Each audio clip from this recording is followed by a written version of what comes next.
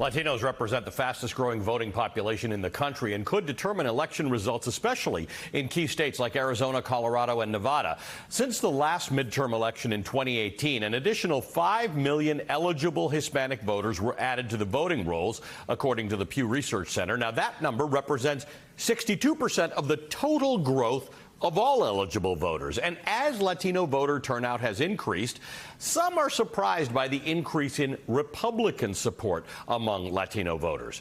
While Latino voters in Arizona helped President Biden secure his presidential bid, former President Trump made significant gains among Hispanic voters in Florida and Texas. And more Latinos voted for Trump in 2020 than did in 2016. Based on exit polling data, 32% of Latino voters cast their ballot for Trump in 2020 compared to 28% in 2016. An increase that can make all the difference in tight races.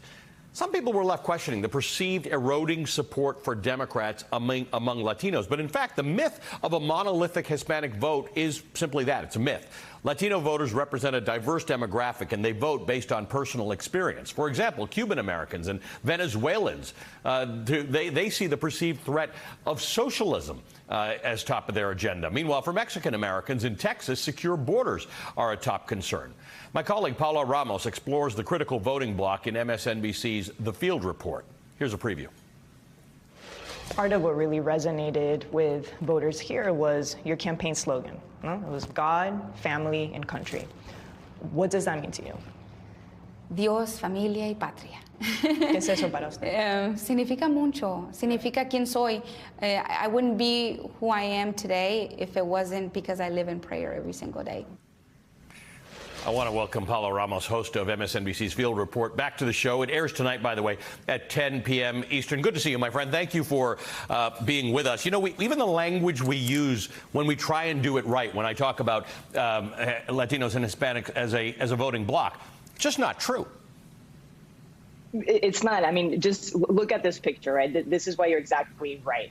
We're not a monolith. People look like me, but there's also over 3 million Black Latinos, right? There's over 1 million indigenous Latinos. Latinos are the fastest growing group of evangelical Americans, but also the fastest growing group of Muslim Americans. If you just look at Latino millennials, we're more likely to say that we're queer than any other demographic in the country. Yes, we're progressive, mostly, but at least a quarter of Latinos also vote Republican, and that trend seems to be increasing and increasing. And even if you just zoom into the issues, Ali, you'll see that an overwhelming majority of Latinos still prefer Democrats, and that will continue to be true for a really long time. But when you zoom into the issues, you start seeing that they're starting to peel off when it comes to border security, crime, and the economy. And that seems to continue to increase. Let me to answer your question, it's really hard. And I want to go a little deeper into this because you wrote about it so well in an Atlantic article where you say there's no such thing as the Latino vote. How, I am often asked, can so many Latinos be willing to vote for Trump or his acolytes after he spent 4 years in office maligning them?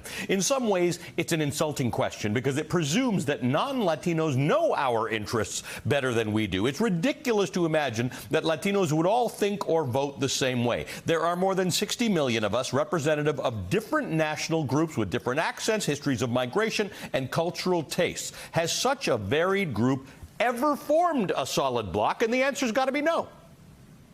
No, I mean, I think we have consistently voted the same way, but I think Donald Trump suddenly starts to question that pattern. Now, you said it extremely well. Suddenly with Donald Trump, I mean, some people say that he got almost 10 points more in 2020 than in 2016. No, he did better in almost every single heavy immigrant and Latino county across the country. Even right here, I'm in New York City. He did better in the Bronx, right, among Dominicans. And so this whole notion is starting to be questioned because Donald Trump did something, right? He basically told any single Latino, closeted Republican Latino that was out there, that for years was on record and on paper voting for Democrats, but in their heart, perhaps they were more conservative. Those people, right, he allowed them to come out, sometimes violently, sometimes in ways that we don't want to see, but that's happening. Now, I suppose the farther you get away from immigration, and there have been Latinos in this country for 8, 9, 10 generations, you go down to Texas or Arizona or New Mexico and you meet them.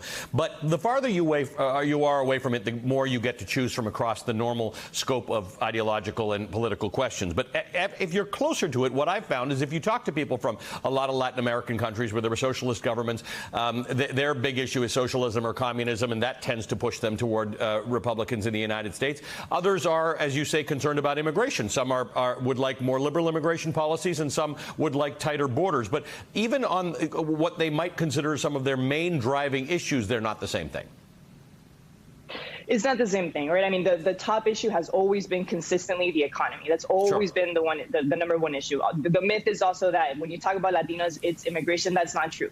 But Republicans have figured out, right, these different trends that are very different among different circles of Latinos, and they figured out one thing that really works, which is fear-mongering. Now, fear-mongering doesn't just work for white voters, it also works for Latinos. Now, grievance politics works also with Latinos. So they figured out in a place like Florida to weaponize that socialism message and that communism fear and sort of weaponize that towards the different culture wars. In South Texas, right, they weaponize the evangelical churches to sort of drive the most extremist, conservative, innate values among Latinos, right, and sort of radicalize, certain segments.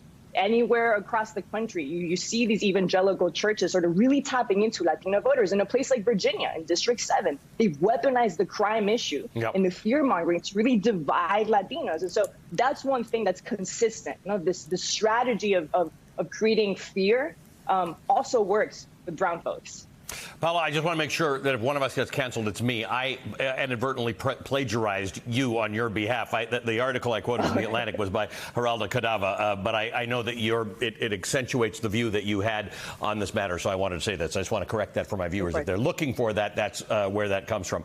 Thank you for a story that I suspect you might get bored of telling, but it's a necessary story to tell, to remind people that there aren't very many voters blocks in this country, and if you think of them, it's not fair to make Latinas into one of them. So thanks. Good to see you, my friend, as always. Thank you. Thank you, Ali. Paula Ramos. You can catch the latest episode of Field Report with Paula Ramos tonight at 10 p.m. Eastern on MSNBC. It streams on Peacock as well.